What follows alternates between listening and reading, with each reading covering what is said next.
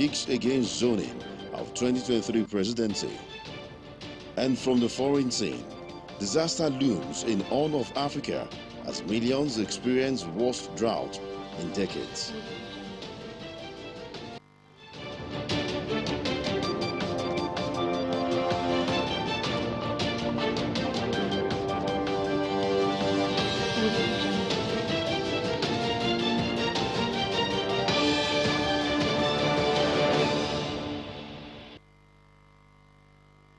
Good evening and thanks for joining us on the news tonight. Oluwatoyin Omadara is my name. Security agencies in Ondo State have promised to provide adequate security to the people of the state before, during and after the Eid al-Fitr celebration. Some of them who spoke with Osrc's Richard Elesomi said they would synergize to prevent security breaches in any part of the state. Let's join him for more.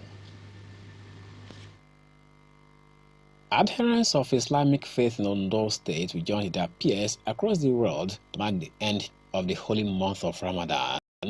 The commemoration, as usual, will see hundreds of Muslims at various Eid grounds and other activities that will increase human presence at various locations in the state. The Public Relations Officer on Ondo State Police Command, Fumilayo Odunlami, said the police and other security agencies will be keen to provide security for smooth celebrations. Considering the festive period we're about to go into, we've deployed sizable numbers of personnel, both to the prayer centers, which is the praying ground for the Eid al-Fitr. Also for the highway too, we have done the same. From time we've always had our rapid response squad on the highway, and some other men too will be joining them to ensure a hitch-free holiday. On his part, Amotekun Commander in Ondo State, Adetunji Adeleye, said more than 600 officers have been deployed across the state to provide security. The Corps is going to embark on 24-hour patrol in the 18 local governments and the state capital to ensure that this public holiday is crime-free. However, we request the public to give us timely information on our distress line number, which remains 0807 99 99989. Also, the Nigerian Security and Civil Defense Corps, in a press release signed by the command's public relations officer and made available to SRC, says it has deployed 1,200 tactical officers drawn from the Special Women's Squad, the Rapid Response and Counter-Terrorism teams. This security guarantee is particularly needed at this time that the Department of State Services said that uncovered plans by some elements to bomb worship centers and other public places and facilities in the country. It is therefore incumbent on citizens to take safety of life and property as a collective responsibility simply by providing security agencies with information to keep everyone safe. Richard Elesomi, Osrc News. The Nigeria Union of Journalists, NUJ, Ondo State Council has called on the State Ministry of Infrastructure, Lands and Housing to pay special attention to the completion of ongoing road projects and rehabilitation of feeder roads within Akure metropolis as raining season returns. In a communique issued after its monthly congress, Ondo NUJ were acknowledging the giant strides of the state government in road construction, called on the Minister of Works and Housing, Mr. Babatunde Fashola, to mobilize contractors to urgently attend to the deplorable Akure-Ado-Ekiti Road. The NUJ meeting, presided over by the chairman, Leke Adegbite, charged governors Kayode Fayemi and Oluwarotimi Akeredolu, as well as the National Assembly members from the two states, to mount pressure on the federal government to fix the Akure-Ado-Ekiti Road in the interest of the people who suffer on the highway daily. Felicitating workers on the occasion of this year's May Day celebration, the union urged government to give top priority to security of all and devise better economic strategies to enable various state governments pay their workers' salaries as and when due. The communique also tasked security operatives to monitor increasing activities of scavengers at neighborhoods in Ondo State, especially in Akure, as they now constitute security threat to many residents. The Speaker of the House of Representatives, Femi Gbajabiamila, has advised political appointees seeking elective positions to resign, saying their elections might be annulled if they refused to do so.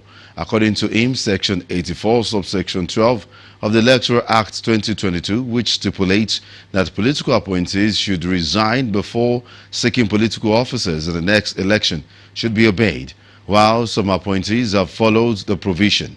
He said others remain obstinate and hide under the cover that there is a court decision that has nullified that provision. Meanwhile, the People's Democratic Party, PDP, has commenced the screening of the 17 presidential aspirants at the Legacy House in Abuja. The exercise, which is happening behind closed doors, is headed by the former Senate President, David Mark. In attendance is the Rivers State Governor, Nyesom Wike, former Senate President, Ayim Paus Ayim, former Vice President, Atiku Abubakar, former Senate President, Bukola Saraki, former Anambra State Governor, Peter Obi, amongst other aspirants. One of the aspirants, Ayim Paus Ayim, who has been screened, said the process is a simple one. According to him, all the panel is out for is to verify their membership status, financial status, academic credentials, and other requirements for a presidential candidate as spelled out in the Constitution. In the meantime, the national chairman of the All Progressives Congress, the APC, Abdullahi Adamu, says the party does not regret pegging its presidential nomination form as 100 million naira. He said these after presenting the Ekiti APC governorship candidate Abiodun Oyebanji to President Muhammadu Buhari. Adamu explained that the move was to ward off on serious contenders and raise sufficient funds ahead of the upcoming elections. Aside from this, the APC leader also said the party has not yet taken a decision on the zoning of its presidential candidate for the 2023 election. According to him, the decision on which part of the country should produce the party's flag bearer was beyond him. Ahead of the 2023 general elections, the Northern Elders Forum, NEF, has faulted the zoning of the presidency, saying it negates the standard norms of democracy. The NEF convener, Professor Ango Abdullahi, said this during a meeting with the coalition of northern groups in Zaria, Kaduna State. Abdullahi said political parties should allow their members freely vote for candidates of their choice. He said the power-sharing deal between the northern and southern regions of Nigeria is dead and buried, insisting that candidates should be allowed to contest elections on the basis of merit and their competence. Let's go for a break now. When we come back, we'll serve you more stories on the news. Please stay with us.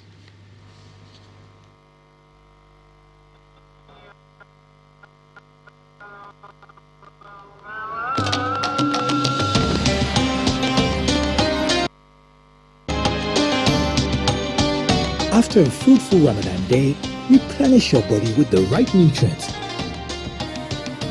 Make this your best Ramadan yet. Ramadan Kareem from Hollandia Dairy and Chivita Fruit Juice.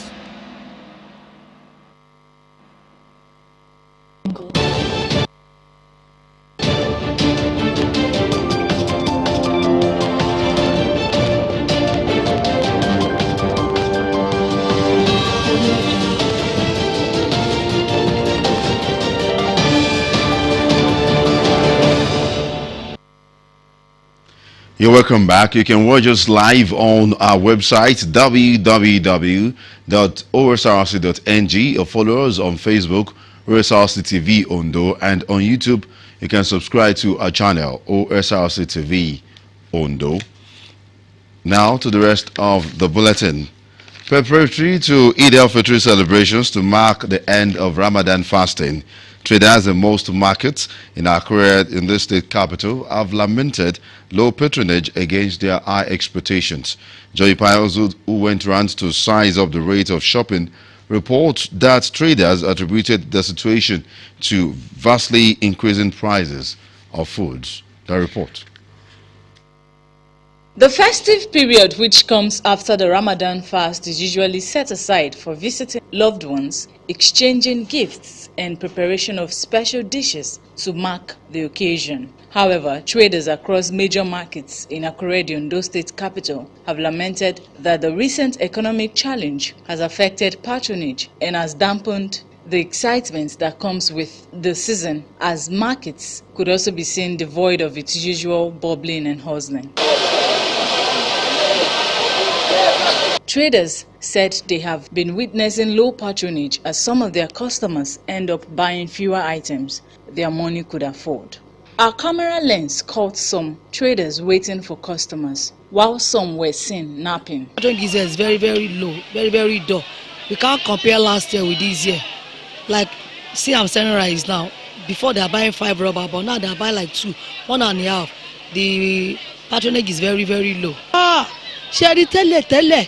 Ọjà gbogbo tá a rà yìí ṣí ọ̀pọ̀pọ̀ là ń rà ṣùgbọ́n báyìí ṣọ̀bọ̀ báyìí ó ti wọ 25,000 20 bá ṣe rà nìyẹn ṣé ní tàtà sí ìbáyìí wọ́n ti bá dórí 12 11. Wọ́n rà dáadáa o ṣé mo tẹ́lẹ̀ orú táìmù yìí báyìí ó yẹ kí n ti tà dáadáa kò sọ́jà báyìí. Bí ìta ṣe rí yìí kò sí owó ọjà ò move gbogbo nǹkan ló wọ́n. Àwọn because àwọn èèyàn nǹkan tí wọ́n ń rà wọn ò expect ẹ̀ pé àwọn lè ra nǹkan price yẹn. Price normal tàǹtà tẹ́lẹ̀ tó jẹ́ low price oníkálukú ti fọkàn sí wípé nǹkan tí mo fẹ́ rà fún àwọn ọmọ mi ò kò yẹ kó ju báyìí lọ ṣùgbọ́n síbẹ̀síbẹ̀ náà a dúpẹ́ fọ́lọ́run. Also at the ram markets, sellers are experiencing low patronage as a result of the economic downturn, where some of the traders lamented the low turnout of customers as unprecedented, especially during this period. Àwọn èèyàn ti ń rẹ̀ dáadáa lásìkò ní ọdún tó lọ báyìí àwọn èèyàn ti ń rẹ̀ náà. Ìtura ẹ̀ kú bí ọ̀sẹ̀ kan àwọn èèyàn ti ń rẹ̀ náà kalẹ̀ tàbí máa ń tọ́jú rẹ̀ ó sì kú ọdún kọlà tó máa ń gbé tó máa ń pa mọ́ àti rẹ̀ ní ẹ̀kan láti bí àná sísìn. Some customers also expressed shock at the persistent rise in the cost of commodities. The price we buy last year is different from this year. Everything has cost. The thing is getting worse. Every day by day, something will be increasing. If you go today buy something, the next day things will be increasing. In fact, not everybody can afford it. So we beg our government to look into it. Residents are hopeful that going forward, the situation will change for better. Joy Pius, OSRC News. Well, the federal government has declared Monday and Tuesday, May 2 and 3 as public holidays to mark this year's Workers' Day and Eid al-Fitr. The Minister of Interior, Mr. Rauf Argbeshala, who made the declaration on behalf of the federal government, congratulated workers across the country on the occasion and commended their hard work, diligence and sacrifice. The minister said their efforts are largely responsible for the progress of the country and the respect Nigeria commands in the Committee of Nations.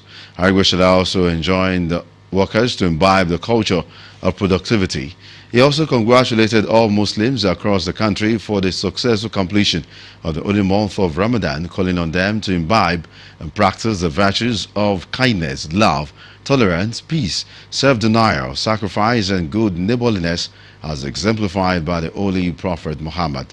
According to the minister, the self-restraint, self-denial, sacrifice and deep spiritual consciousness that accompanied the fasting period should not end but be maintained and improved upon in order to be better persons and true worshippers. The minister wished all Muslims a happy Eid al-Fitr celebration and prayed that the peace, blessings and favors of Allah be with them. Stakeholders in the education sector have called on the federal government not to renege in prioritizing the welfare of teachers and provision of infrastructure in schools.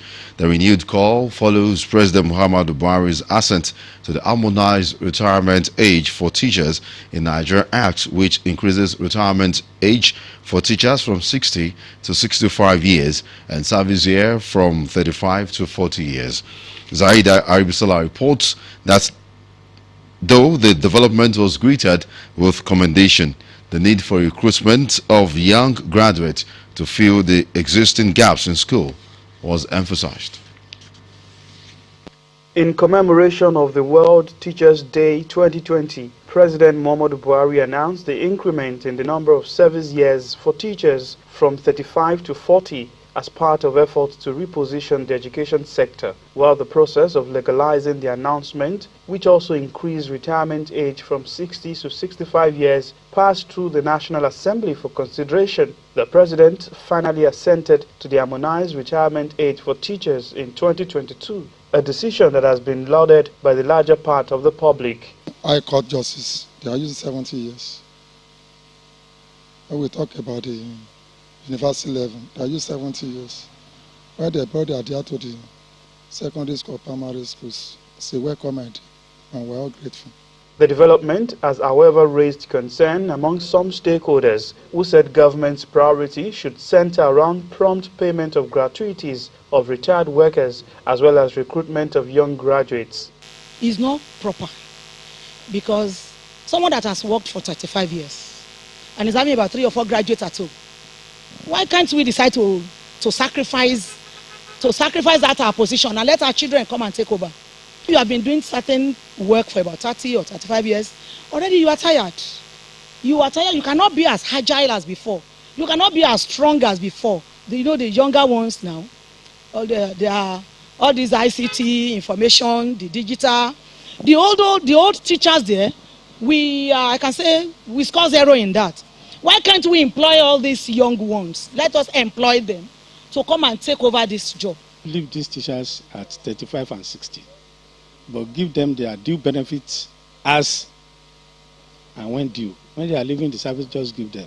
Because when a teacher stays up to 65 years in service, the law of retardation may come in, be set in. Also, if that teacher is not a teacher that learns every day. You can't compare teachers in the primary school with lecturers in the universities. Situation whereby you are there after 65, 60 something, you don't have regular salary, you don't have regular gratuity, you don't have regular pension. That was the essence. Reacting to the matter, Chairman of Academic Staff Union of Secondary Schools in Ondo State, Tajuddin Balogun, noted that the increment will be voluntary, while those to benefit will undergo test of their capacity. For as many as those who still have the strength to go on, I think it's a welcome development. Another thing, another led to it is that it is not automatic for all teachers. Though it is a common statement that teachers' reward lies in heaven, perhaps considering the important role they play in shaping lives of many here on earth will further attract adequate attention to their plight. Sahid Aribisala, Osrc News. Attaining the age of 50 is a milestone in the history of a man's life which calls for celebration. But for Ondo State House of Assembly member representing Akoko Southwest Constituency 1, Olugbenga Omole, it is another opportunity to impact the lives of the less privileged in society. Omoshidola Desoyaja reports that the lawmaker visited Ondo State Children's Home in Akure and Home for Vulnerable Women and Children at Okakoko to mark its Golden Jubilee. The report.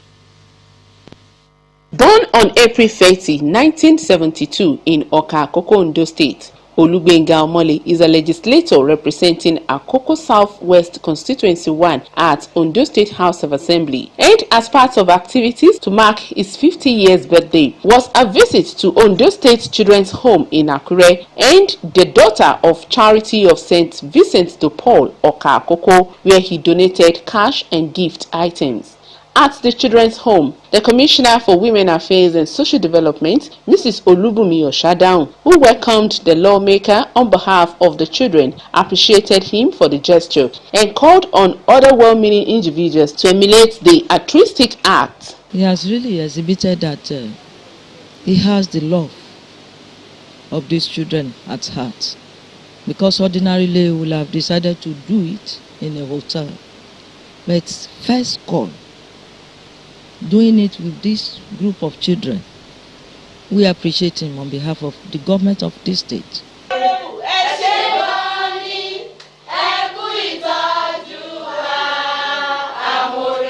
Also, at the Daughter of Charity of St. Vincent de Paul, home of vulnerable women and children in Ọ̀kà Àkókò, the legislator donated items ranging from food, toiletries, and cash gifts.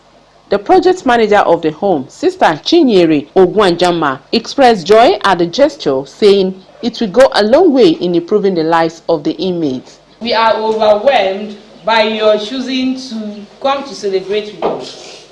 It shows your deep love, concern, and care of persons living at the periphery. The donor, Mr. Olugbenga Omole, said the move was part of efforts to encourage children and aged, as well as to let them know what society has for them. These are set of people that people look down on, people do not take into to be of any importance, but they are human, and these are people we should remember always, not just once in one-off thing like this. While urging others to invest in humanitarian services, which according to him will reduce pains and crime in society, Omole promised to make the support a routine exercise. Shortly after that, a novelty match between Ọ̀kà Youth Forum and Charity SC Ikomu was held to commemorate the Golden Jubilee. Omoshiliola Adesoye Ajayi, Osrc News. This month, sanitation exercise will hold across Ondo State tomorrow. A statement by the General Manager of Ondo State Waste Management Authority, Mrs. Ayo Adeyemo, said the exercise will hold between the hours of 7 and 10 in the morning. The statement said there shall be restriction of human and vehicular movement during the exercise. Mrs. Adeyemo urged residents to use the period to clean their surroundings, adding that anyone caught violating environmental sanitation laws would be arrested and charged to court appropriately. And to the foreign scene now, a poor start in the raining season in the Horn of Africa has added to fears that the worst drought in decades could soon have catastrophic results. Across the region, 1 million people have left their homes, and after 3 failed rainy seasons, more than 3 million livestock have died. Zaid Ibisola reports.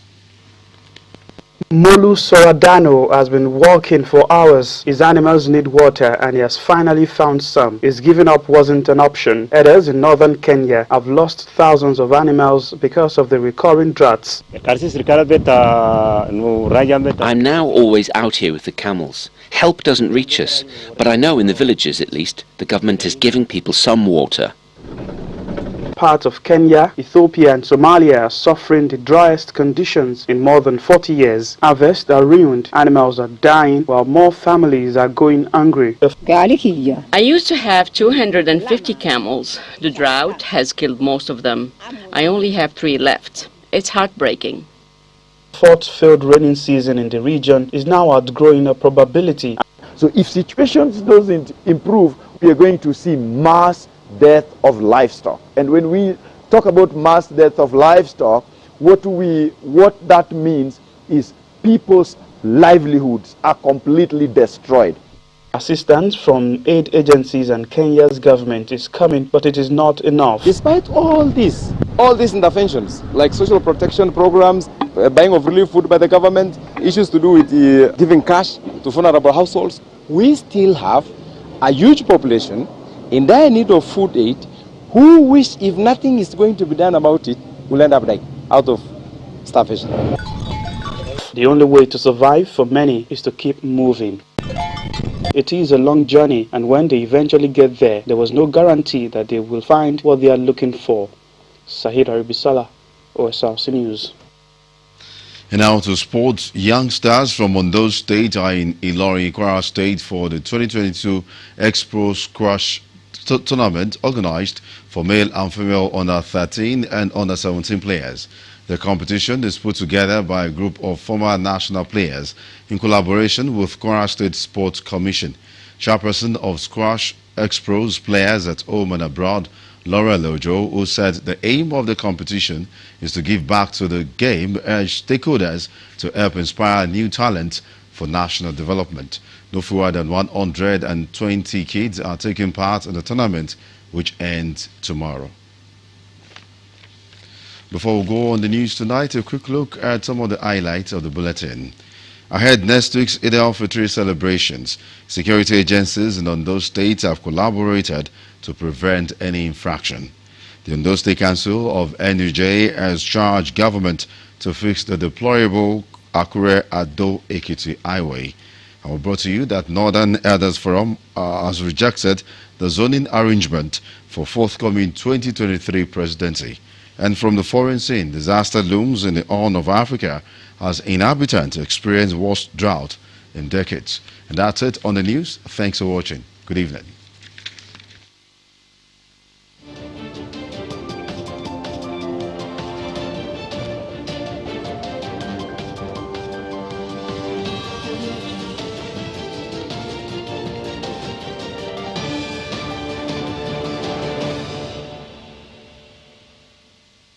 Naija, good times are here. Enjoy great internet at a pocket-friendly price with FlowZap. FlowZap is now in Naija. FlowZap is an internet solution company with innovative, cost-effective, unlimited broadband that's fast and reliable.